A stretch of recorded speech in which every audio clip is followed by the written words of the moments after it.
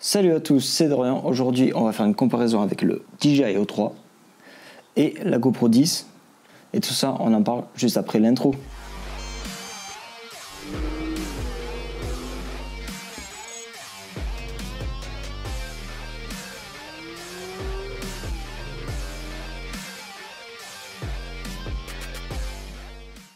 Alors déjà, la fiche technique des deux. Alors on va commencer par le DJI O3. Le DJI O3, on est sur un capteur de 1 sur 1,7 pouces, d'une ouverture à f2.8, un équivalent 12 mm en plein format. On a du 10 bits en Disney-like et on a du 4K 30 non 25, 50, 60 jusqu'à 100 et 120, du 2,7K à 100 images par seconde, mais on peut l'avoir en 4 tiers. Donc là pour la GoPro 10, on était sur un capteur de 1 sur 2,3 pouces, une ouverture à f1.5, donc une ouverture plus grande, mais avec un capteur plus petit, et on était sur un équivalent 16 mm. Donc là, la résolution de la GoPro 10, on était sur une résolution de 5,3K en 60 images par seconde, 50 nous en France, de la 4K 100, et pour le format 4 tiers pour le RealSteady Go, pour le FPV, on était en 5K 25, 4K 50 et 2,7K à 100 images par seconde. Donc en soi, on retombe pareil pour des ralentis en 2K en 4 tiers, mais aussi non, juste pour avoir du 4K 4 tiers ou même de la 5K on en avait sur la GoPro 10. Malheureusement, sur la GoPro 10, on n'est que sur du 8 bits, alors que le O3, on est sur du 10 bits. Sur le O3, on est sur une stabilisation Rocksteady, possibilité avec Giroflow aussi. Donc pour la GoPro, on est sur une stabilisation Hyper Smooth 4.0. On peut avoir la stabilisation RealSteady Go 2 et même Giroflow.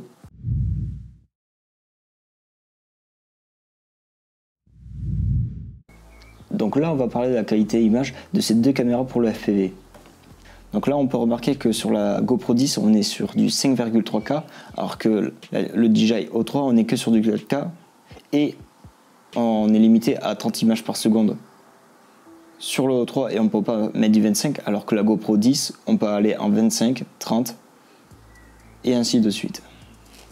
Donc là, on peut voir que la qualité du 4K 100 de la GoPro et du DJI O3 est vraiment bonne.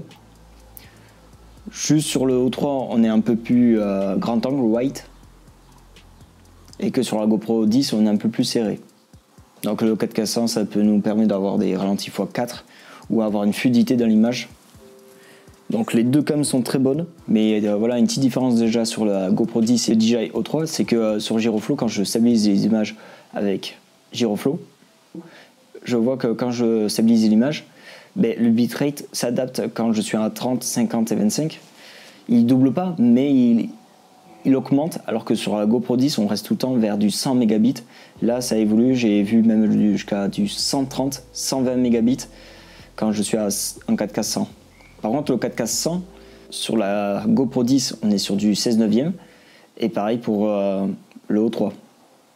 Donc l'exemple que je vous montre là, j'ai essayé d'avoir le même rendu que la GoPro 10 sur RealSteady Go, et essayer de refaire pareil avec le O3 sur Giroflow. La GoPro 10, je l'ai mis à sa qualité maximum, donc en 5K, 4 tiers, à 25 images par seconde. Et donc, malheureusement, le O3, j'ai dû le mettre à 2,7K pour l'avoir en 4 tiers. Et j'ai dû le mettre à 50 images par seconde parce qu'on est limité à 50 et on ne peut pas avoir du 25. Et donc déjà, on peut voir que les deux images se rapprochent, c'est à peu près le même style. Et donc, on peut avoir quasiment le même résultat, sauf que la colorimétrie n'est pas exactement la même. Donc je ne sais pas ce que vous en pensez, mais déjà, entre du 5K et du 2,7K, on ne voit pas trop la différence. Et je trouve que les deux styles de caméra ont quasiment la même stabilisation quand on les met comme ça sur RealSteady Go et l'autre sur Giroflow. Donc si vous aimez le look GoPro, vous pouvez repasser sur du O3 et si vous appliquez les mêmes réglages, vous aurez quasiment le même résultat. Et donc là, le deuxième exemple, je voulais vous montrer que je reste sur du 5K 4 tiers stabilisé sur RealSteady Go. Et par contre sur le O3, j'ai essayé de mettre le 4K 50, mais malheureusement on reste en 16 neuvième et donc là c'est plus tellement le même rendu. C'est un peu plus resserré sur le O3 parce que c'est de base on part sur du 16 neuvième et non du 4 tiers, un format un peu plus carré. Donc voilà, je sais pas qu'est-ce que vous en pensez. Je préfère mieux le format 4 tiers parce que ça se rapproche beaucoup plus des images de la GoPro.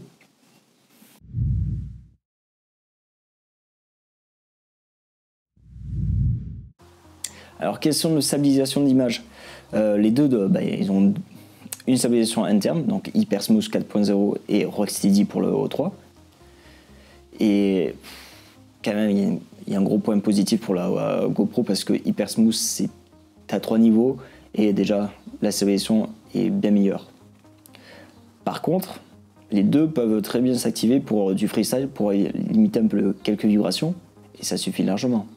Là, par contre, encore un point positif pour la GoPro, c'est que on a Real Steady Go 2, on a Gyroflow, donc les deux applications sont très bonnes, surtout Real Steady Go 2, par contre elle est payante, alors que Gyroflow est compatible aussi, et celle-ci elle est complètement gratuite. Donc là, logiquement ils seront pareils, mais vu que la plus d'applications et surtout Real Steady Go 2 est bien meilleur en question de stabilisation, le point va pour la GoPro.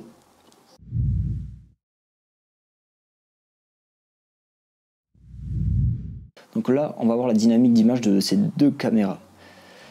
Donc là, on peut voir sur la parade que les deux caméras se rapprochent énormément. Question des couleurs et surtout question de dynamique. On perd un peu en haute lumière dans les nuages, mais ça reste passable. Même dans les basses lumières, on voit, elles sont kiff-kiff. Elles sont quasiment identiques. Et donc là, on va arriver sur le deuxième point, question de colorimétrie. Là, vous voyez bien, alors on est sur le profil plat de la GoPro.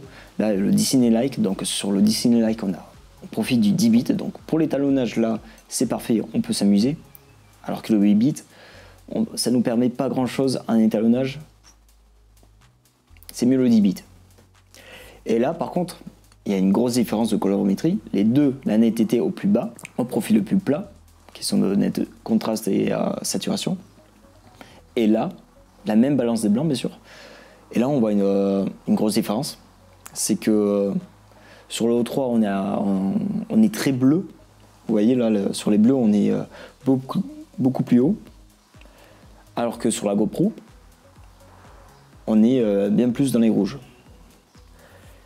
Mais sur la GoPro, l'image est moins nette, alors que sur le 3, elle est plus nette. Donc ça mériterait encore, si on peut encore enlever de la netteté, comme ça en post-production, on peut en rajouter. Mais sinon, les deux, si on corrige un peu, on augmente la balance des blancs du O3 ou on baisse sur le O3, l'image match parfaitement. Par contre, je préfère mieux le look du 10 ciné-like. Déjà, le 10 ciné-like, c'est sur déjà plusieurs drones de chez DJI, sur le Mini 3 Pro. Donc, c'est un profil déjà qui est plus facile à étalonner et qui a un look beaucoup plus joli que la GoPro. Après, c'est mes préférences.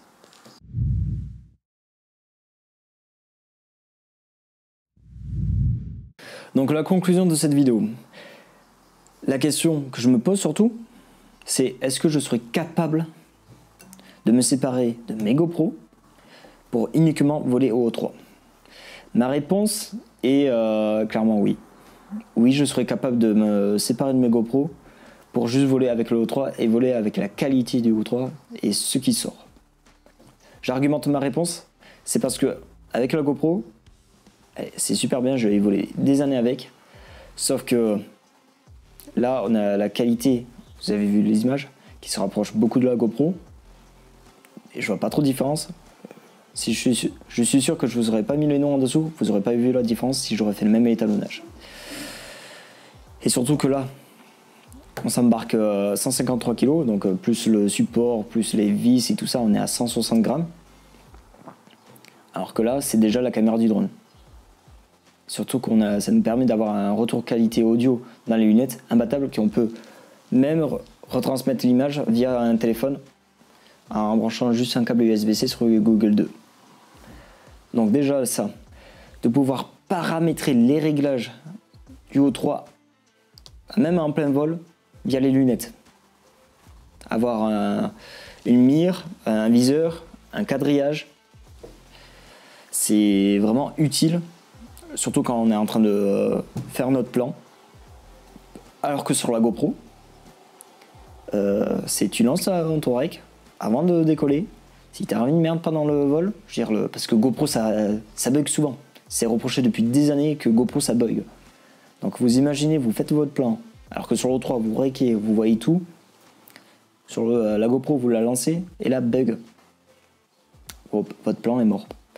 Et même avoir... le truc que je me disais c'est le O3 vu qu'il va avoir le même fauve, ça peut toujours me servir. Et la GoPro quasiment la même, mais il faut que d'abord que la GoPro ait le même tilt que le O3. Alors pourquoi se faire chier avoir quasiment le même tilt et avoir la même qualité sur la GoPro alors qu'on peut l'avoir en temps réel sur le O3. Et un autre point c'est aussi le profil plat de chez GoPro. J'ai jamais trop aimé, je préfère mieux le Disney-like. Question de colorimétrie, d'étalonnage, c'est plus facile le Disney-like. Donc voilà, je sais pas qu'est-ce que vous en pensez. Moi ma réponse c'est clairement oui, je pourrais me séparer mes GoPro. De temps en temps je les remettrai parce que voilà, j'aime bien de temps en temps le look et la facilité. Et surtout la stabilisation RAW-CD, mais ça pourrait même me servir de deuxième cam lors de l'enregistrement d'avoir 2 réglages différents. Mais sinon, oui, clairement je reste tout le temps avec mes O3. Je ferai toujours mes plans avec le O3 parce que plus facile, je peux voir en temps réel ce que ça donne. Et le gain de poids et d'autonomie que je gagne en portant une GoPro, même si j'ai une GoPro Bones. Donc voilà. Bon, mais c'était de rien. J'espère que vous avez aimé cette vidéo. Si c'est le cas, n'hésitez pas à la liker, à vous abonner. Et sur ce, je vous dis bon vol. À la prochaine.